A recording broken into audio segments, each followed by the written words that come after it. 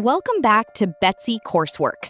Let us dive into the very interesting topic of generative AI, the technology behind chatbots, AI art, and intelligent content creation. We will see how it works and how to build with it. Here's what's coming up. We'll go from the basics of generative AI to advanced topics like transformers, RAG, LangChain, fine-tuning, and multimodal AI. By the end, you'll have a complete picture of how modern AI systems are built. Generative AI is a branch of artificial intelligence focused on creating new, original content, rather than simply analyzing or classifying existing data. By learning the underlying patterns and structures from vast amounts of training data, these systems can generate novel outputs that possess similar characteristics to the data they were trained on. Think of it this way. Traditional AI predicts. Generative AI creates. Predictive models answer questions like, is this spam? Or what will sales be next month? Generative AI goes a step further and says, let me write a reply, generate an image, or even create some code for you.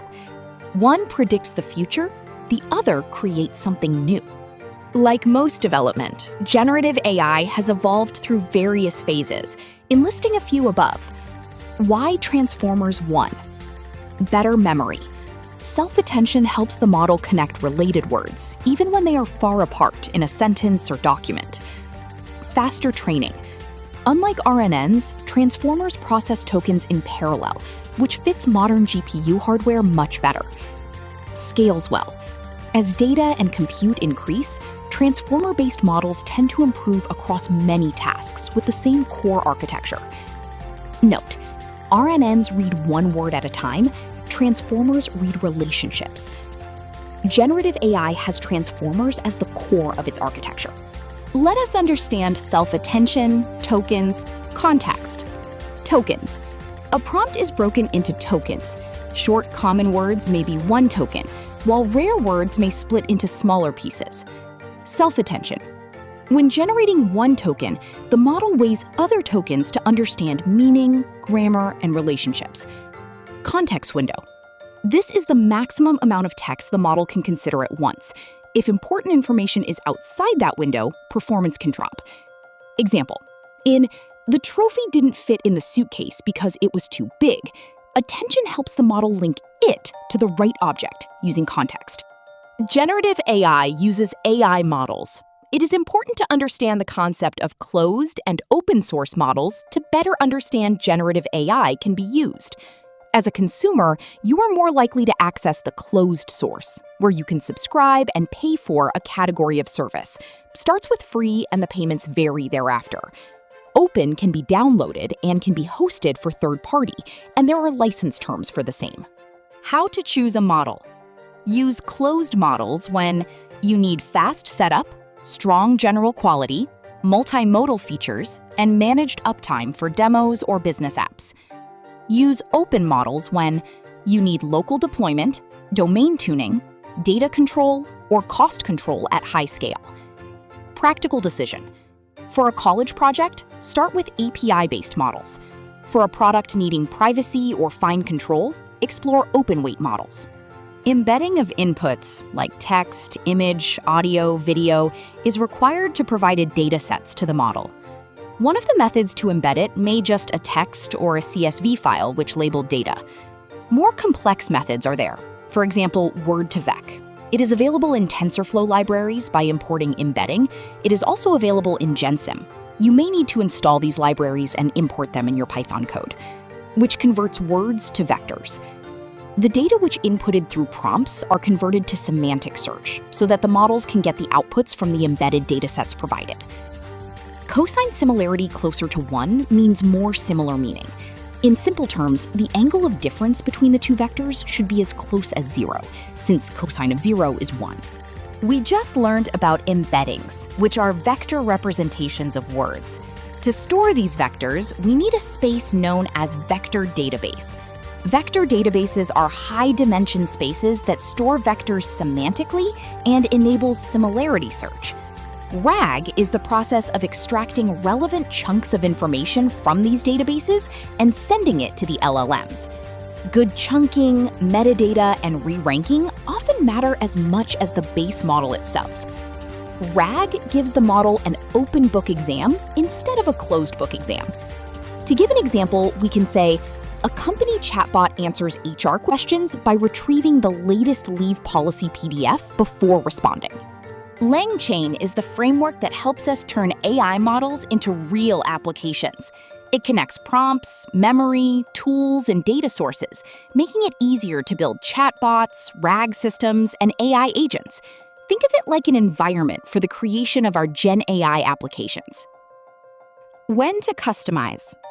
Use when prompts alone are not enough. For example, brand tone, domain jargon, or specialized output format. Good caution. Fine-tuning changes behavior, but it does not replace the need for quality data, evaluation, and safety checks. Instruction tuning. Trains a model to follow human-style prompts and responses more helpfully. For this, we can use LoRa and QLoRa.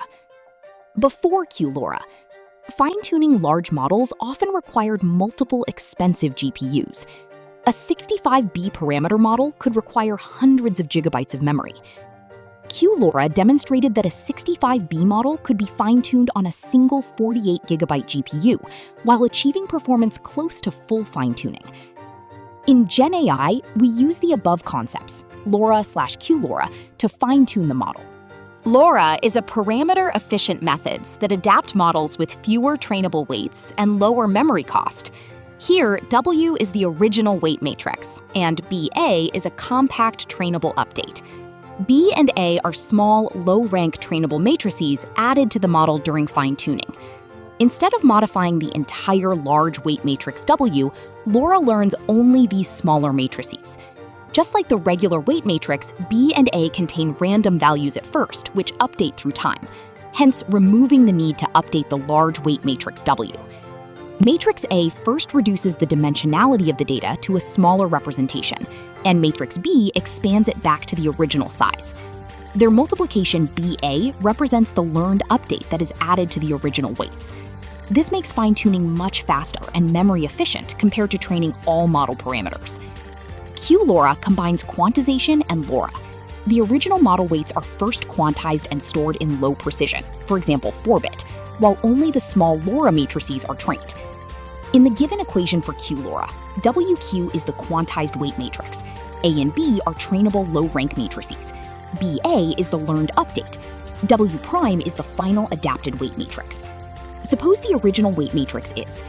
In this example, the original weights are stored in quantized form to reduce memory usage, while only the small matrices A and B are trained. The learned update BA is added to the frozen quantized weights WQ, allowing efficient fine-tuning with significantly lower memory requirements than full fine-tuning. And that concludes the ad. At this point, you may be a bit confused, thinking, wait, a momenter, is W a vector or a matrix? Sometimes it may be better to think of a single neuron using a vector as a weight and an entire layer of deep learning as a matrix of weight, each layer denoting a layer. At this point, we have introduced the concept of transpose of matrix, like WT, and that is W with its rows and columns interchanged or transposed, and that is required to solve linear algebra of equations, as shown here to compute Z. Of course, here the bias is not being considered, so hopefully we are not confusing you. Now that we understand important terminologies, let us learn how to leverage LLMs to build a generative AI application. First, identify the problem, user input, and expected AI output. Example, PDF question answering chatbot. Second, decide whether to use prompting, RAG, fine-tuning, or agents. Next, we choose the tools, like models, example GPT, Claude Sonnet, etc. Embedding model, example Word2Vec, text embedding 3 small, and so on. Vector database, example Pinecone, Face, other vector DB. Frameworks, example LangChain, Llama Index, etc. At the fourth step, we generate the API key and connect to the model. Then, we load documents/data, clean them, split into chunks, and generate embeddings. Embeddings are then stored for semantic search and retrieval. Retrieve relevant context from the vector database, construct prompts, and pass them to the LLM. Next, we get AI-generated outputs that we evaluate using metrics. Finally, we deploy by integrating with front-end/back-end and deploy on cloud or local infrastructure. Let us see an example of how we can write a program to generate a recipe given the ingredients, following the above steps of building a generative AI application. Note that we have to create our own API key and replace it in the above code. When we run the code, we will see Enter Ingredients. Once we enter the ingredients, we will get a generated recipe by our Chef LLM. Initially, generative AI models were designed to process and generate text only. However, the growing need to understand and generate multiple forms of data, such as images, audio, and video, led to the development of multimodal generative AI models. This evolution has opened up vast possibilities, making the future of generative AI highly powerful, interactive, and transformative.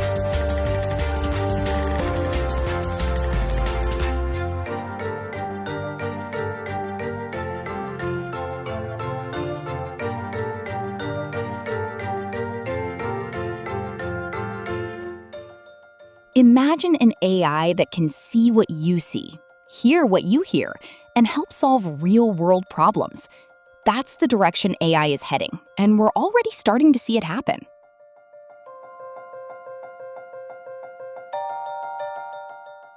And with that, we've completed our journey through generative AI. From understanding the technology behind modern AI systems to exploring where the future is headed, one thing is clear.